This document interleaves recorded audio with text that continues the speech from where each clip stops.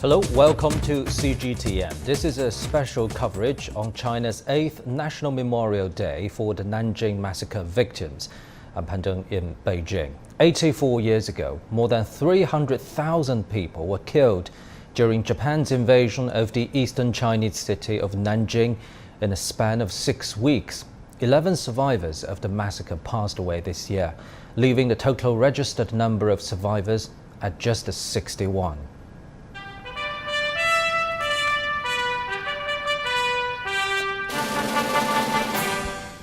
The Chinese national flag was lowered to half-mast Monday morning at the Memorial Hall of the victims in Nanjing Massacre by Japanese invaders in the eastern Chinese city of Nanjing. In about 15 minutes, a memorial ceremony will be held there. Commemorations will also be held across China. Our reporters are standing by. And here in our Beijing studio, we have Professor Xia Lu from Renmin University of China for more insights into this occasion. Now let's cross live to the eastern Chinese city of Nanjing. Our reporter Wu Bing is standing by at the Memorial Hall of the victims in the city. Wu Bing, you've been following the event very closely. Give us a sense of the atmosphere there. Well, Pan Deng, the atmosphere is quite solemn. We can see that over 3,000 representatives, they are standing here, they're waiting for the ceremony to start to commemorate the over 300,000 lives killed by Japanese troops in 1937. And earlier this morning, as you said, China's national flag was lowered at half-mast. And in about 15 minutes, the ceremony will start at 10 o'clock. And we will see wreaths being presented by guards of honor. We will see, we will listen to a speech made by a high-ranking official. And also, Bell of Peace will be ran by 6 representatives. And 84 students will recite peace declaration. And this year, due to consideration of health issues, the survivors of Nanjing Massacre, they cannot be here at the ceremony, but their families will represent them. So over the past 8 years, since 2014, when China first establishes National Memorial Day, more and more people around the world participate in it. So this is a day to commemorate all those lives killed by Japanese troops and also to cherish this peace and the stability. And also I'll be here to follow the latest and bring it to you. Back to you, Pan Deng. Thank you very much. Our reporter Wu Bing in the eastern Chinese city of Nanjing. As we just mentioned, commemorations are held across China on this very day. And for more on that, let's cross live to our reporter Yu Li. She's standing by in the northeastern Chinese city of Shenyang. Yu Li, tell us more about the commemoration there. Yes, Pan Deng, I'm in the September 18th Historical Museum in Shenyang. Memorial events are holding here today to commemorate the victims of Nanjing Massacre. Students, as you can see, are reading elegies, and they will light candles and leave flowers to honor the victims. And participants will watch the movie City of Life and Death to remember this harrowing chapter of history. There's also a picture exhibit that shows important moments of the tragedy that happened 84 years ago. And due to COVID-19, memorial events will be held both online and offline. And the number of participants will be kept under 150 for pandemic prevention. The September 18th Historical Museum has a special meaning for the Chinese people as it commemorates the incident Imperial Japan used as a pretext to invade China in 1941. The incident initiated a 14-year war of aggression against China, which included the infamous Nanjing Massacre. So these memorial events are especially important for remembering the past and cherishing the current state of peace. Back to you, Pan Deng. Thank you very much. Our reporter Yu Li in the northeastern Chinese city of Shenyang. Extensive documents have shown that during the Japanese Army's 14-year invasion in China, it engaged in some of the worst crimes against humanity in history. The Nanjing Massacre was one of them. Here are more details about that.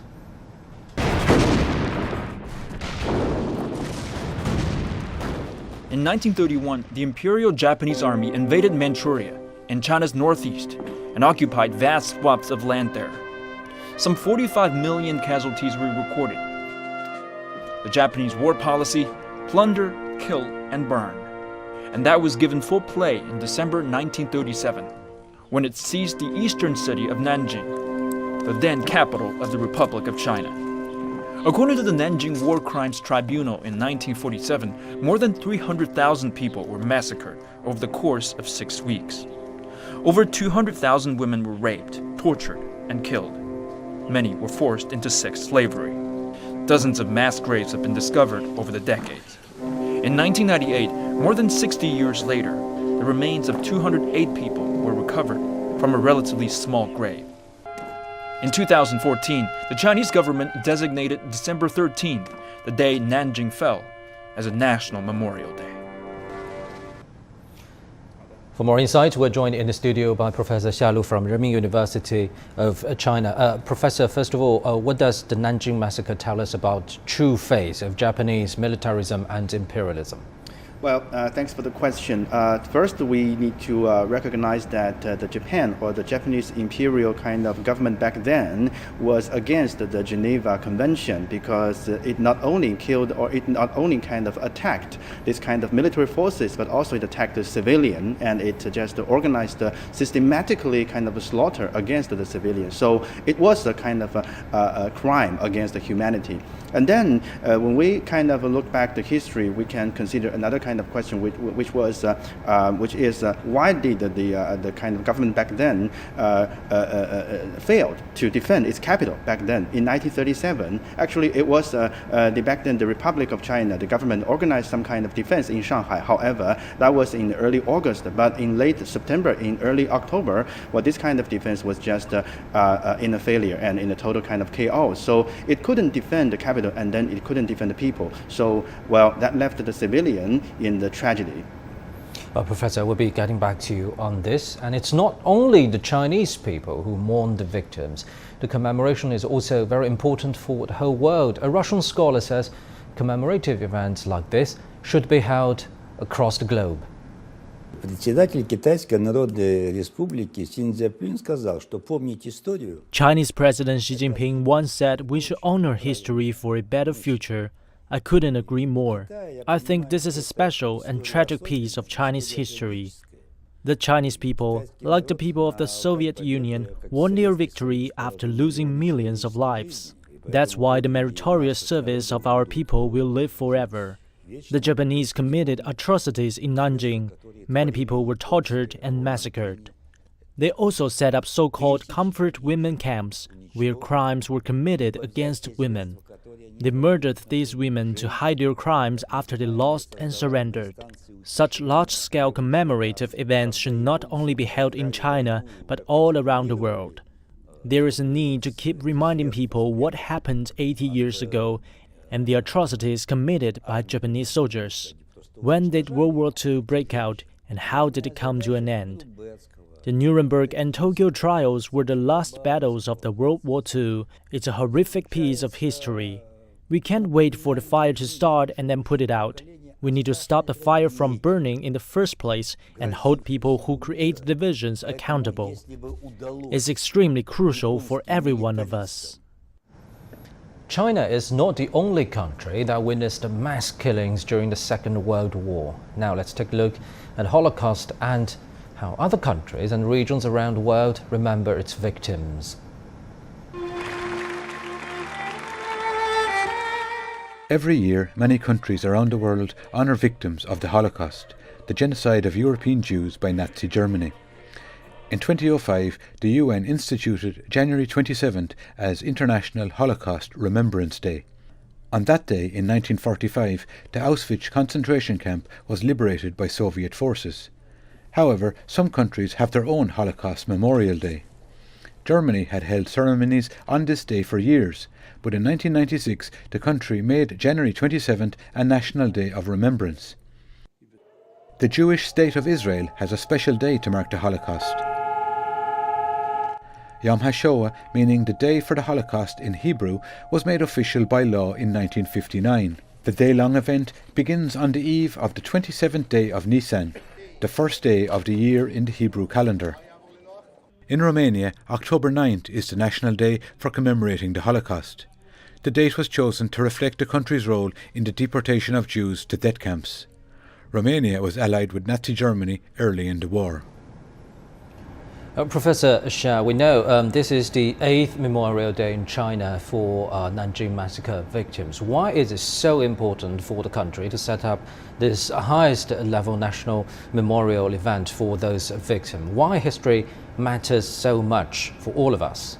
Well, first of all, we actually live in history. We cannot forget about history, and we cannot just live in the total present time, because the history is connected with the present. And the other kind of thing marks the significance is that we have only 61 survivors here. So maybe in the future, next year, these 61 survivors will gradually pass away. So if there was no people talking about or telling about the real history, then what would China become? What would China's younger generation become? So the designation of the December 13th as the National Memorial Day is a very important signal to show, especially to show to the next generation, that Chinese people shouldn't forget about history, shouldn't forget about the victimhood in modern Chinese history. So Chinese people should remember where did we come from and where should we go. That's connection between the past and present and even future. Right, since you mentioned the importance of history and also the link between history and present, so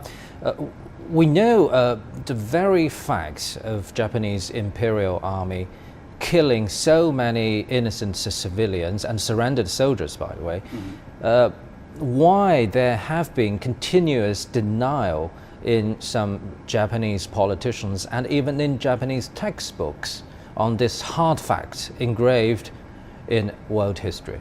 Well, in a famous book titled The Chrysanthemum and the Sword, written by Benedict, actually the author analyzed this point in a very wise way. So the author argued that in Japanese people, in their mind, there was a kind of a feeling, or there was a kind of feeling of being failed or failed, but not a feeling of a kind of I was doing something wrong or something I have been doing wrong, so I should kind of apologize for this kind of thing. So there is no apology, the feeling of apology in the Japanese people's mind. There is only that, okay, I have some kind of, there is a distance between me and some kind of the advanced country, so I should do more to, get to that point. But in their mind, there is no feeling of doing something wrong. So that's the most important difference between, if we argue the Japanese and other country who made also the wrongdoing in the Second World War. And Professor, as we're talking about this, we're watching live footage from Nanjing, a national memorial ceremony for the victims of the Nanjing Massacre in 1937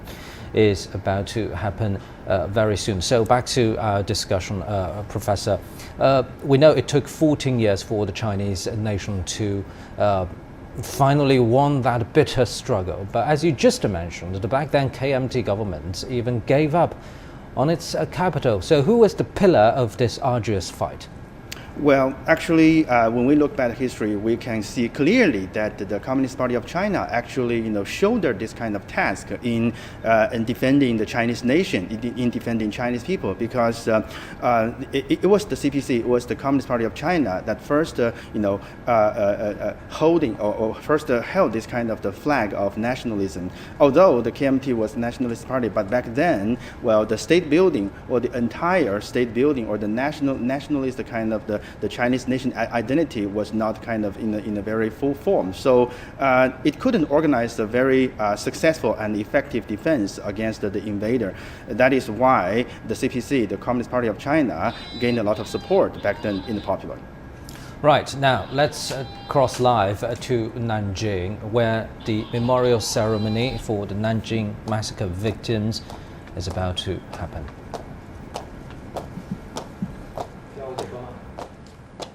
Now, honor guards are entering the memorial site for the victims of Nanjing Massacre. This is happening now in the eastern Chinese city of Nanjing.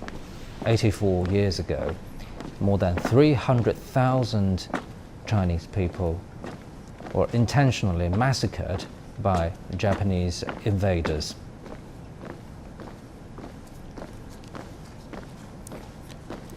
And in 2014, China set up this National Memorial Day for Nanjing Massacre victims. Back then, 300,000 people in 1937 were killed by Japanese invaders in Nanjing. You're watching live footage from the eastern Chinese city of Nanjing, where a memorial ceremony is happening. The National Memorial Day ceremony for the Nanjing Massacre victims begins now. Play the national anthem of the PRC.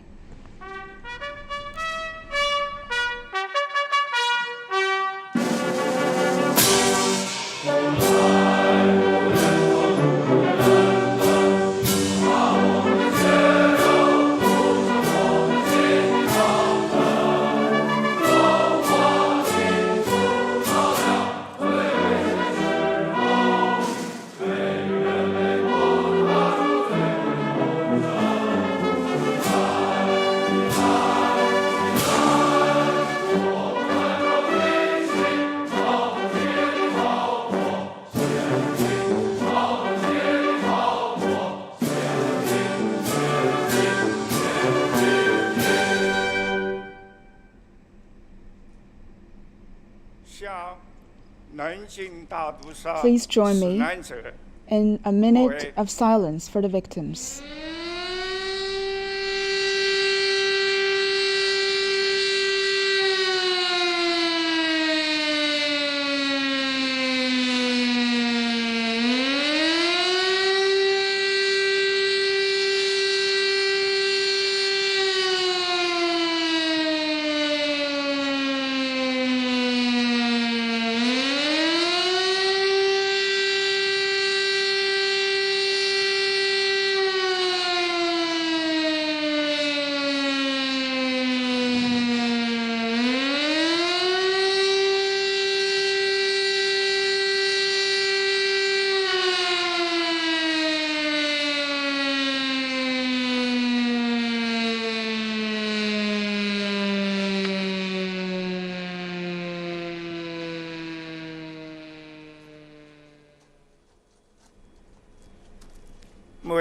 Minutes of silence is over.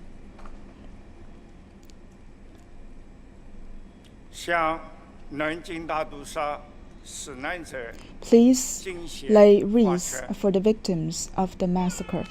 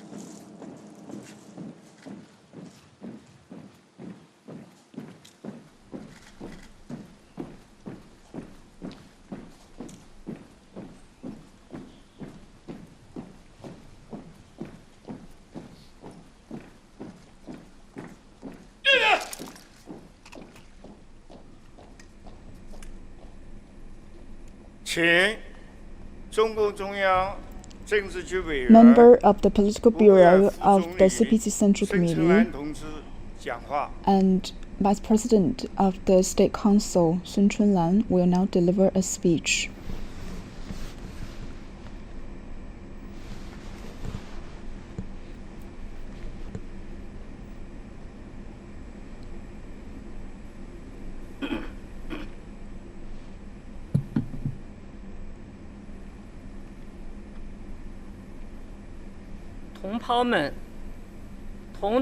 Compatriots, comrades, friends, today we gather here in commemoration for the massacre victims, as well as all of those lives that are lost during the war against Japanese invasion, and all of the martyrs who have laid down their lives.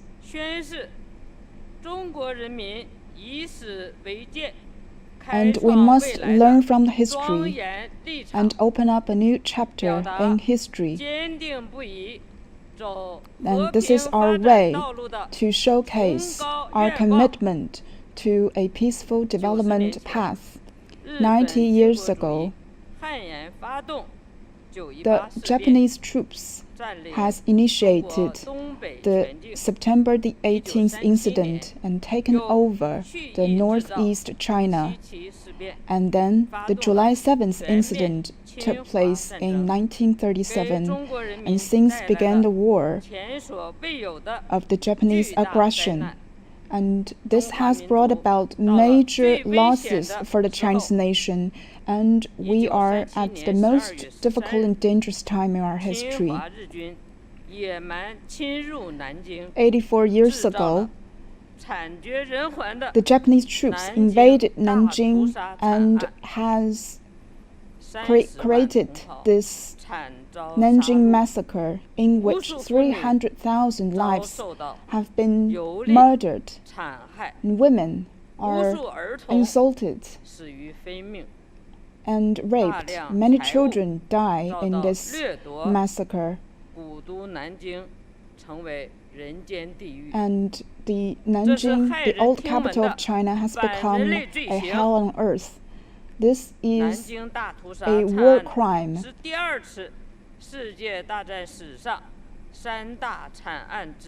That is one of the biggest atrocity in human history and during the World War II history.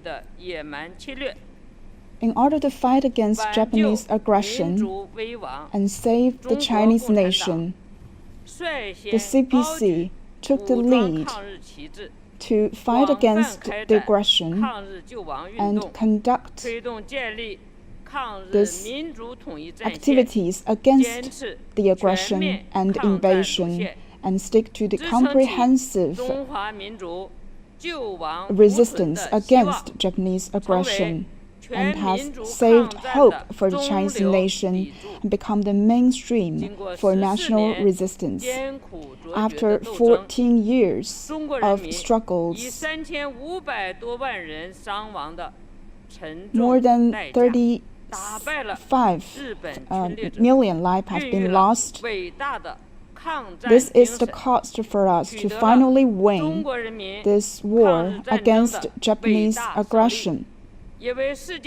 This great victory is also a great contribution to the anti-fascist war worldwide. Since then, no invaders can ever act in this kind of atrocious way in Chinese territory. We have recovered from the major difficulties and miseries in history and is now working towards national rejuvenation. Dear comrade, this year marks the 100th years anniversary of the establishment of the CPC. In the past century, the CPC has led China to win battles after battle and victory of the socialist revolution. We have also conducted reform and opening up and socialist construction and has made great achievement in achieving socialism with Chinese characteristics. Currently, we have accomplished the first centenary goal for building a moderately prosperous society and comprehensive modernized country. The great national rejuvenation has now ushered into a new chapter, and it showcases this new behavior, a new era for the Chinese nation. This is the best way to memorize those lives and victims that are lost during this Nanjing Massacre, as well as the war against Japanese aggression. In a new era, we have to stick to the CPC leadership. The major achievement in the past century has clearly demonstrated that without the CPC leadership, it will not be a new China, and there will be no national rejuvenation. The CPC leadership has undergone the testament of history and the test of the people, and this is the route to national prosperity and also where the interest of the people in China lay. We must stick unswervingly to the comprehensive leadership of the CPC, as well as the spirit for the founding of the party. Patriotism and idealism is the guides that will lead us to this new era. To open up a new chapter and conduct new acts, we must stay true to the people-centered ideas in order to face all the kind of risks in our way ahead. We must work with the people and take the people's interest at heart, especially when we are faced with the outbreak of the COVID-19 worldwide. We have always stick to people first and lives first in order to curb and contain the spread of the outbreak and protect the interest and safety of the people at all costs and to safeguard the health and security of our people. We must always stand together with the people and to play to this democracy of the people. Stick to poverty alleviation in order to address the imbalance in development and to promote all-round development of the people so that we can all reach common prosperity. And this is a tangible achievement for our country. To open up a new chapter and conduct new acts, we have to continue to advance the community of shared future for mankind.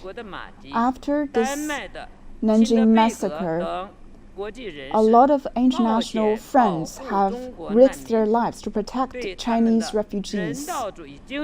Their humanity spirit and fearless acts will forever be borne in mind of the Chinese people. Their descendants have continued their friendship with the Chinese people. We have to have the correct understanding of history in order to know what we are going forward. We must learn from the past to open up new chapters in the future and to build this China-Japanese relations of the new time. We must work with all peace lovers across the world to build permanent peace, and common prosperity and stability in order to build an inclusive and beautiful world. Comrades and friends, our history continues to move forward, and national rejuvenation is also underway.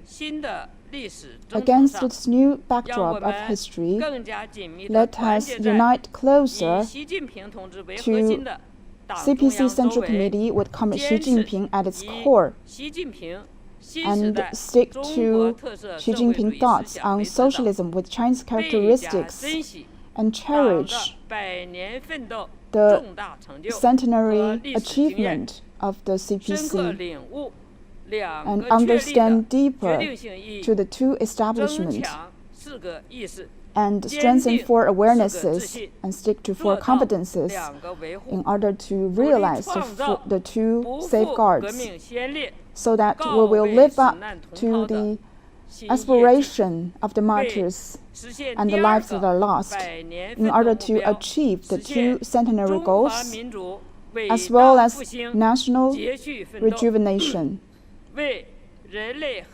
We must make our own contribution to human development and prosperity.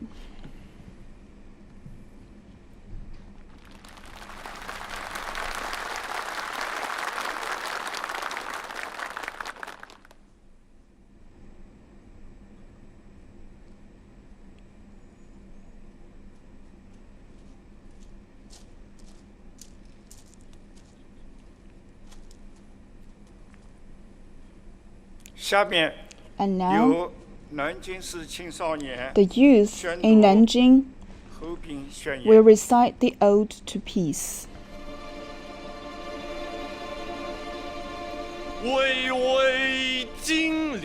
Relentlessly, the Yangtze River passes the majestic city of Nanjing.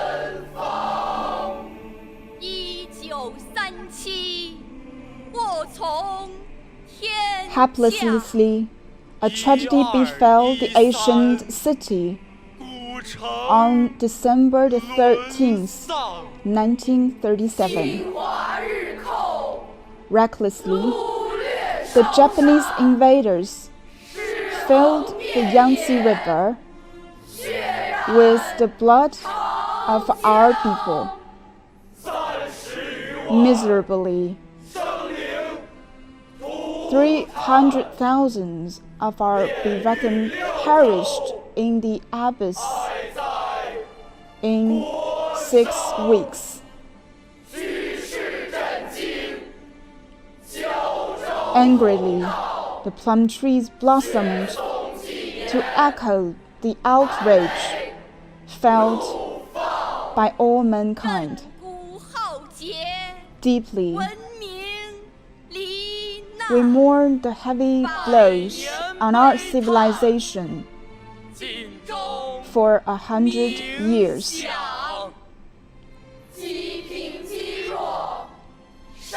Regrettably, our weak nation languished from troubles domestic and foreign.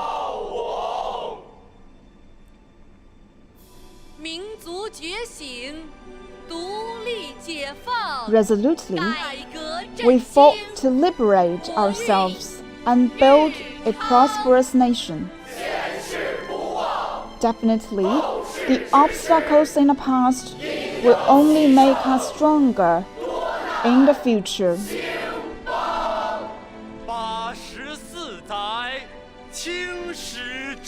Vigorously, our nation recovers from the shadows of the history 84 years ago. Earnestly, our friends from China and abroad gather at the 2021 memorial ceremony. Solemnly, we remember our dead and write a new chapter for the living.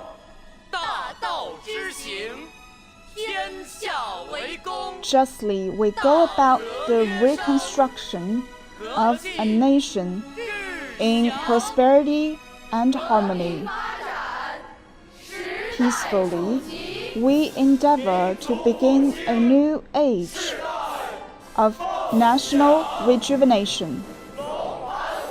Roundly, we will embrace the future while always remembering the past.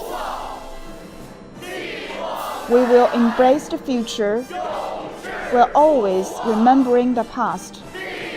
We will embrace the future while always remembering the past.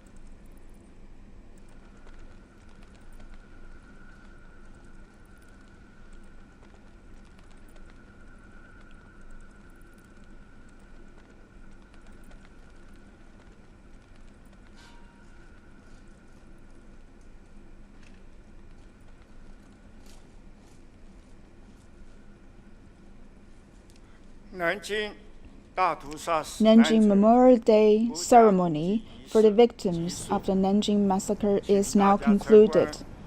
The Nanjing Massacre Historical Facts exhibition is now open for visit.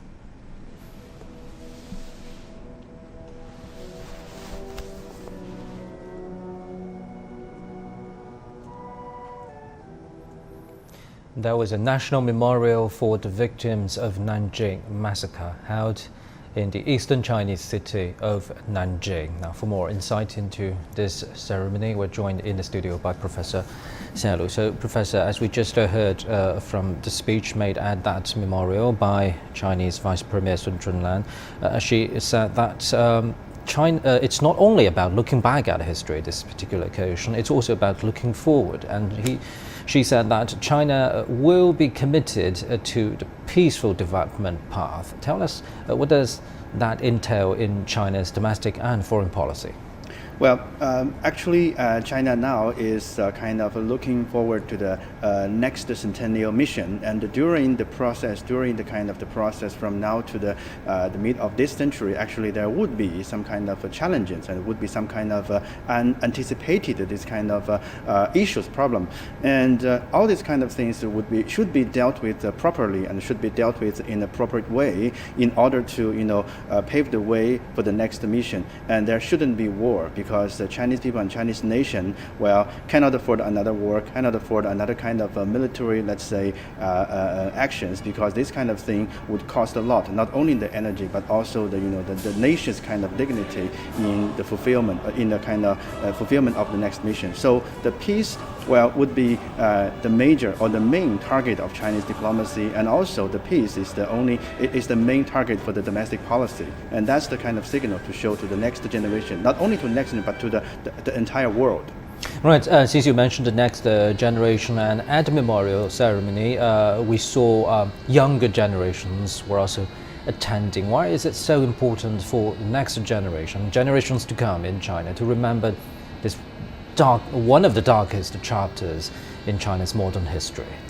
Chinese President Xi Jinping, actually, he attached a lot of significance to the task and importance of next generation. In his speeches, we can regularly see that he always talks to the next generation, to the youth, and he attached a lot of significance. And he argues that the way or this kind of the success of China's kind of future and the next mission should be shouldered and should be, let's say, held by the next generation. So the next generation should not forget history and should remember what Chinese nation kind of endured in the modern kind of time in the Second World War and other kind of struggle sessions. And also Chinese next generation should learn more, should open their mind, should not just dwell on the past. Well, the history shouldn't be forgetting, shouldn't forget, but the future, well, should be kind of be an open one. And Chinese next generation had a kind of a long way to go, and that's the main point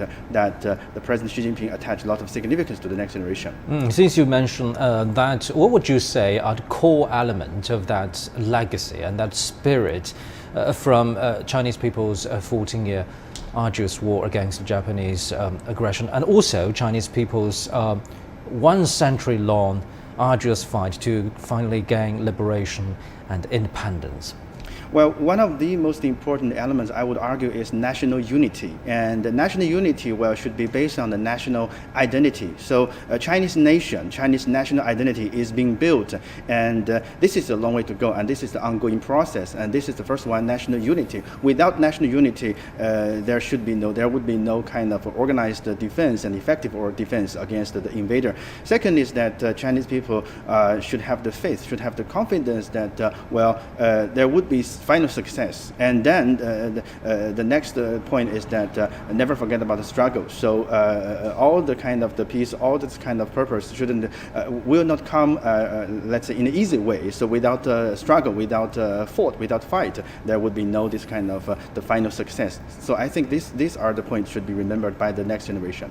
What about, you mentioned national unity, that is of course very crucial, but what about people's power? We know a fundamental difference between the CPC and KMT back then in those dark days of the Chinese nation is that the CPC always believed in the power of the people and depend on it. But on the contrary, the KMT was always looking forward to some kind of foreign help to help it to fight its enemies. Yes, of course. People-centered way not only in economic development but also in the social development and national unity. So people-centered kind of philosophy, I would like to argue, is the main one of the main components of the Chinese, the Communist Party of China's philosophy, and always connecting to the people, always standing with the people, always defending the interest of Chinese people would be the secret to the success of the CPC. Right, Professor, we'll be getting back to you on this. And staying with the topic, Japanese officials' controversial visits to a war shrine in Tokyo have long been criticized by the international community, particularly neighboring countries. But Germany, another Axis power in the Second World War, has gained much credit for reflecting on its role in the Second World War. Gao Yiming has more details. Yasukuni Shrine, established in 1869 at the order of Emperor Meiji, to commemorate those who died in service to Japan. Located in Chiyoda, central Tokyo, around 2.5 million souls are enshrined here, including some convicted of war crimes during the Second World War. In early December, about 100 Japanese lawmakers visited the shrine, including 9 junior ministers of Prime Minister Fumio Kishida's cabinet. The move sparked anger and criticism from neighboring China and South Korea, who called on Japan to face up to its history of colonial invasion and demonstrate its reflection through actions. The Yasukuni Shrine, where 14 World War II Class A war criminals are honored, is a spiritual tool and a symbol for Japanese militarists to launch a war of aggression. The visit of Japanese political figures to the Yasukuni Shrine once again shows Japan's wrong attitude of refusing to reflect on its history of aggression. These controversial visits to the shrine by Japanese officials have been going on for years, fueling the anger of the Japanese public and neighboring countries. Former Prime Minister Shinzo Abe regularly sent ritual offerings via his aide during Yasukuni spring and autumn festivals. And back in 2013, Abe made an in-person visit to the shrine during his tenure. The move triggered over 270 Japanese plaintiffs to file a lawsuit against him for fueling tensions with neighboring countries and violating the constitution. More than 360 later joined this legal battle against Abe, including those from Japan, China, and South Korea. Similar lawsuits had also been filed against past prime ministers. We see Yasukuni as a symbol to idealize and condemn war. Having the prime minister or lawmakers visit the shrine will send a message that we do not have remorse for the past wars. The Japanese government has often played down the nation's wartime atrocities, an attitude that has upset the victims of war and their relatives. One of the most controversial issues was the use of sex slaves. It's estimated that over 200,000 women, mostly in Asia, were forced into sexual slavery by Japanese soldiers during the World War II. But Japan has long denied such a practice.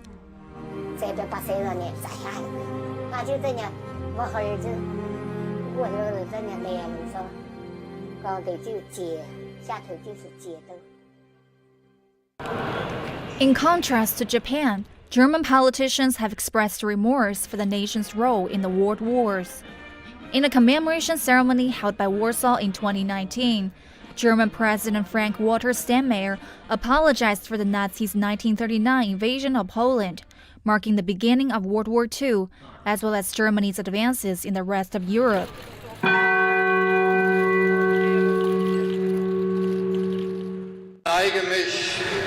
I bow my head in grief before the victim's pain. I ask for forgiveness for Germany's historical guilt, and I recognize our enduring responsibility.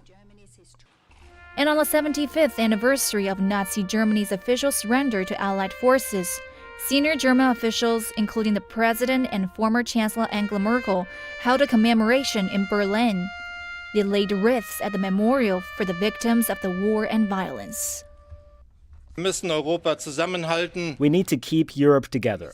We must think, feel, and act as Europeans. If we don't keep Europe together in and after this pandemic, we will prove not to be worthy of May 8th. In Germany, the horrors of wars are remembered through monuments to the victims.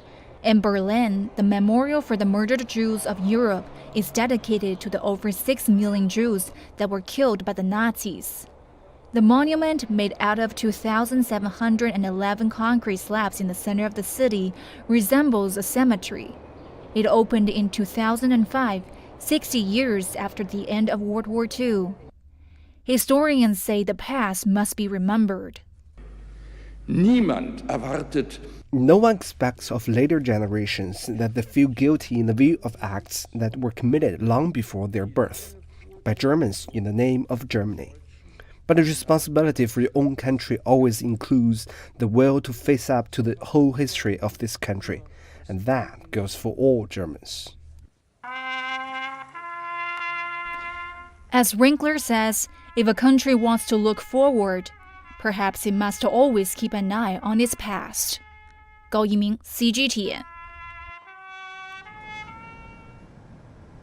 Relations between Japan and South Korea are considered to be at their lowest since the end of the Second World War as a result of successful court cases brought against the Japanese firms and the government by Koreans forced into sexual slavery and factory labor during the war. Jack Barton reports.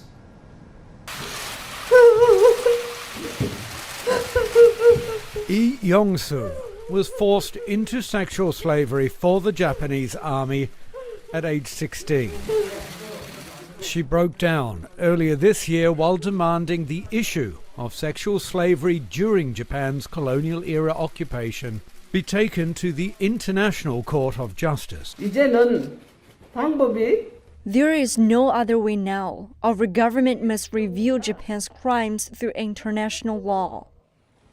The issue of the so-called comfort women remains a burning topic in South Korea, which is dotted with statues honoring the victims, including one outside Japan's embassy. Tokyo claims all outstanding colonial-era issues were settled in a 1965 agreement, in which Japan paid a large sum of compensation that many credit with kickstarting the South Korean economy. The South Korean government says that agreement only covers intergovernment affairs and does not cover individual victims or their families from seeking compensation through the courts. It's not just victims of wartime sexual slavery that have been pursuing and winning compensation cases. People forced to labour for firms like Mitsubishi have also won cases, leading to asset seizures and an unprecedented trade war between Japan and South Korea, currently experiencing their worst relations since the end of World War II. The whole issue actually is coming from that, sad history between Japan and Korea. Japan's colonization of Korea during World War II, and that's why the issue is very deep-rooted in history. South Korea's president has said the dispute over the historical record with Japan will not be easy to solve. Despite our efforts, we cannot rule out the possibility that the situation will inevitably be prolonged. The pain for the victims is very real. But there is also criticism that politicians in both countries are fanning the flames of nationalism for the sake of votes. They use this as their political leverage. So whenever they are in a deep trouble, they want to stimulate or instigate this kind of hatred among ordinary people. Even without political agitation, the issue of colonial and wartime abuses by Japan remains an issue that won't easily go away in South Korea. And as the number of surviving victims dwindles ever lower, the memorials and organizations fighting for justice continue to grow. Jack Barton, CGTN, Seoul. Well, Professor, let's talk a little bit more about China-Japan relations in current terms. And as we just heard from Vice Premier Sun Chunlan's speech at the National Memorial, she said that we should develop a China-Japan relationship that fits the requirements of the new era. So do you think that could be a challenging mission, since, as we just reported, Japanese politicians keep visiting the Yasukuni Shrine, keep provoking China on the Taiwan issue, and also keeping their efforts trying to change Japan's pacifist constitution? Well, it is difficult because actually we can compare that the Japanese official and the German official. Why did German official kind of face their wrongdoing in a very sincere way? Because Germany actually is located in the center of Europe. So in Europe, actually all the countries are close to each other. So Germany, well, whether it like or not, it should be sincerely kind of taking the wrongdoing so that it can develop the further relationship and face in the future. However, when we look at Japan, Japanese official, Japanese statesmen, Japanese politicians, they always wanted to, get rid of Asia. They don't treat themselves as one of the Asian. They treat themselves as one of the G7 or G8 or the developed kind of industrialized countries. So they thought that maybe, it's due to some kind of errors we made in World War II, so that we failed because of kind of strategic fail. So it is not we kind of did something wrong that we should apologize for all these kind of Asian people. So if they couldn't recognize this, if they couldn't, treat this in a proper way, I think in the future it's always been a kind of a difficult point that facing the China-Japan relationship. Yeah. Thank you very much, Professor Xia Lu from Renmin University of China. And that's it for this special coverage on CGTN. China held a national memorial for the 300,000 victims of the 1937 Nanjing Massacre on Monday morning, and we leave you with images of that national memorial to remember the history. I'm Han Zheng in Beijing. Stay tuned for more news to come on CGTN. 向南京大屠杀死难者默哀。